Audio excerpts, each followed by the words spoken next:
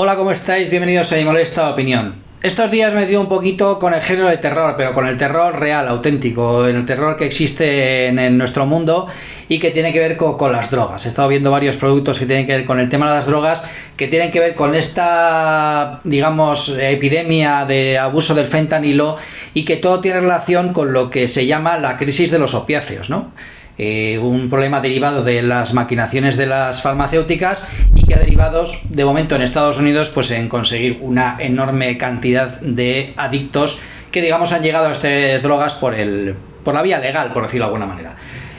Cuando nos encontramos con una pandemia de este tipo, con una crisis de salud de este tipo, es complicado encontrar el origen o es casi imposible responsabilizar a una sola persona, ¿no? Pero en este caso, en el tema de la crisis de los opiáceos, todos los expertos parecen coincidir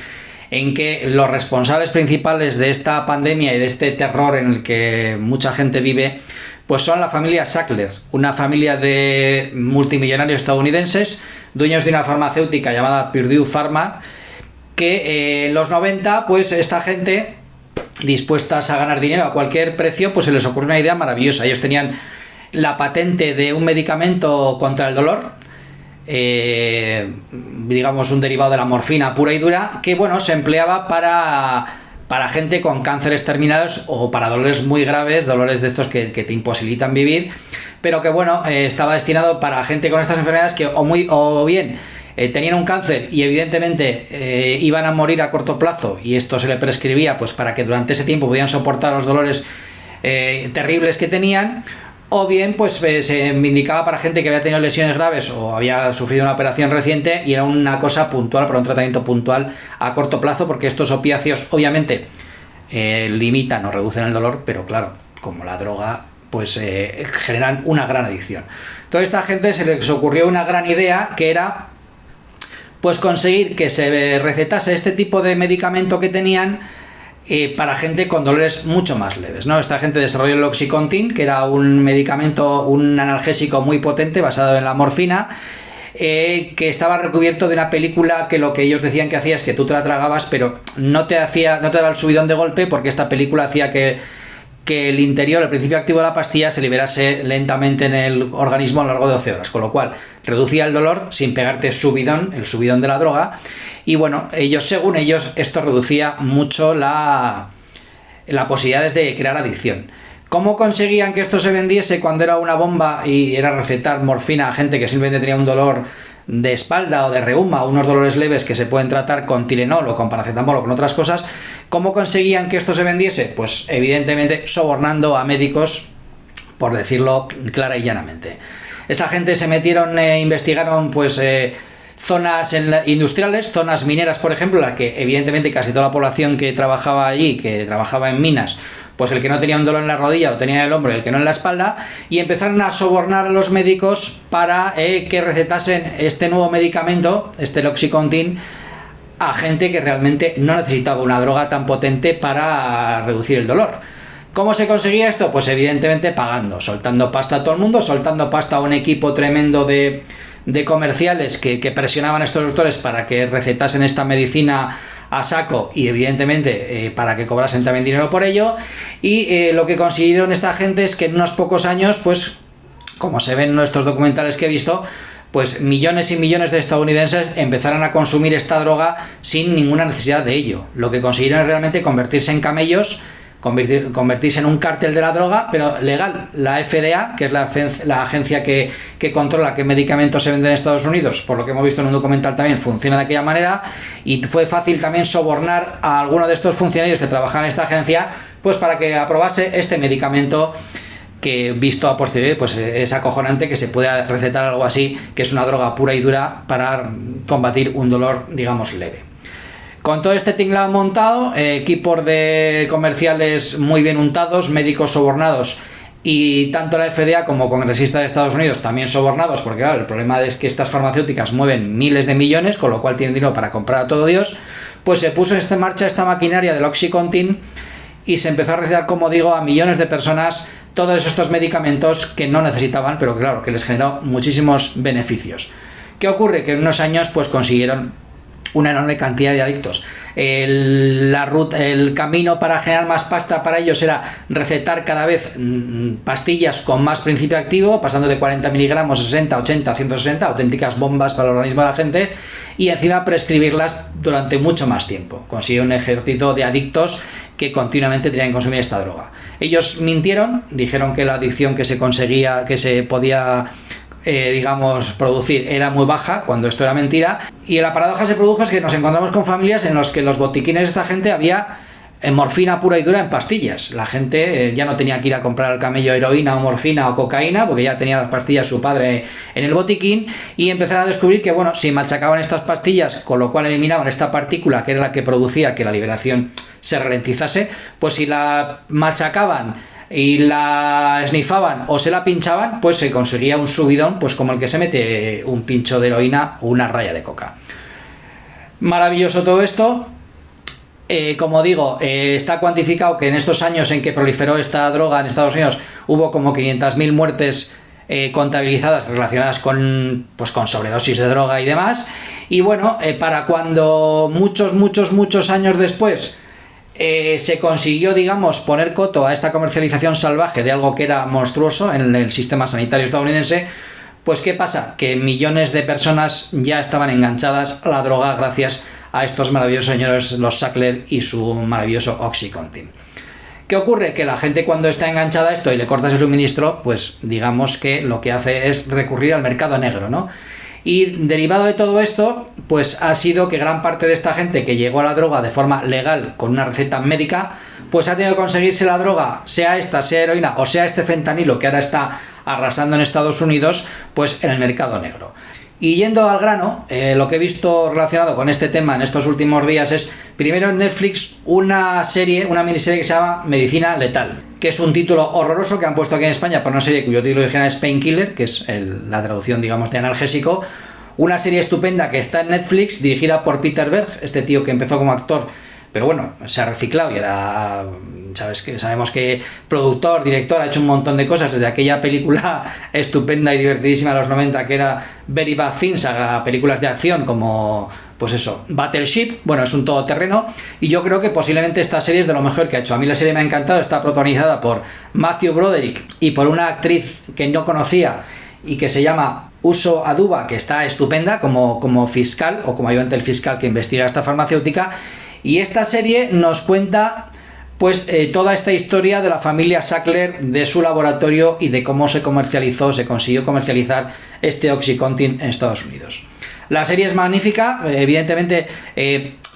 un drama como este que ha afectado a millones de personas, pues en la ficción hay que concentrarlo, y tenemos por un lado la trama del laboratorio que comercializa la pastilla, otro lado la fiscalía que investiga esta comercialización, tenemos médicos que pues son los sobornados en la mayor parte de los casos para recetar esta pastilla, aunque en algunos otros casos hay médicos que se oponen a esto, que les parece una locura poder vender estas pastillas para tratamientos de dolores, digamos, moderados. Y luego, pues evidentemente tenemos también algunos personajes como es el Taylor Hitch, que es uno de los personas que sufre una lesión y tiene que recurrir a estas pastillas convirtiéndose en un adicto.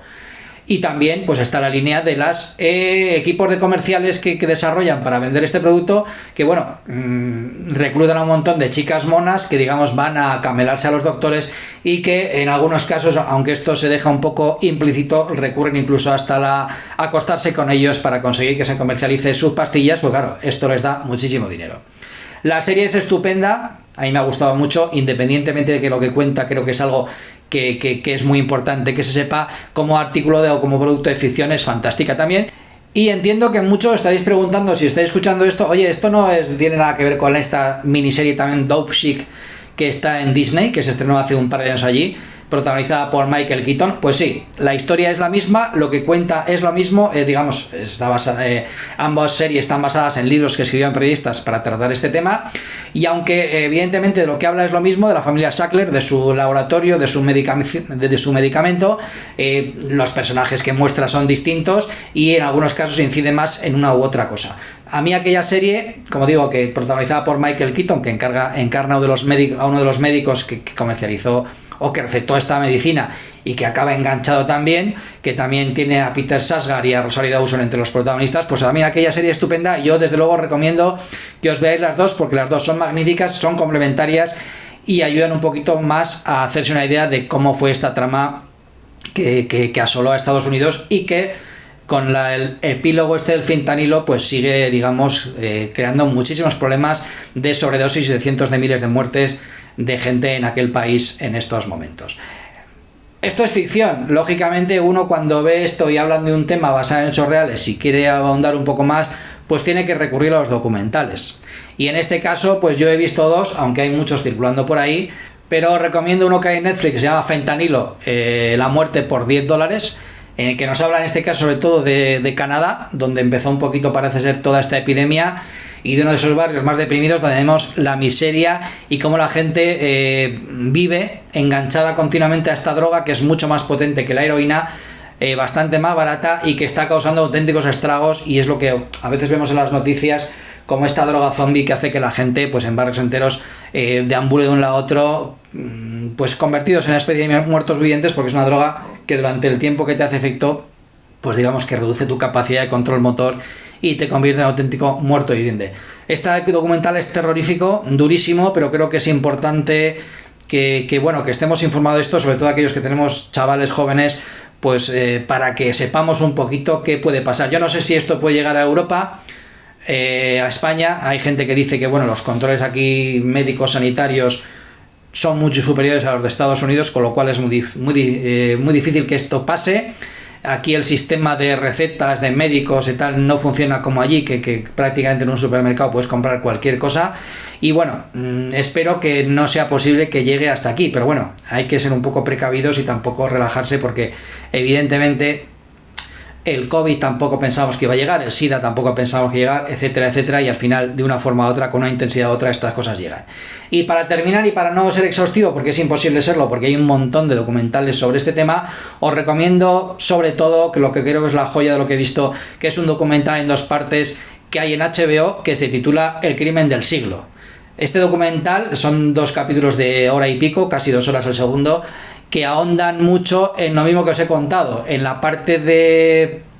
Purdue Pharma, de la familia Sackler, de cómo comercializó el fentanilo, de cómo comercializó el Oxycontin, que es sobre todo la parte de la que hablan estas 2 miniseries de lo que os he comentado, la de medicina letal y la de Dopesick. Y luego, pues una vez que cuenta toda esa parte y el recorrido judicial,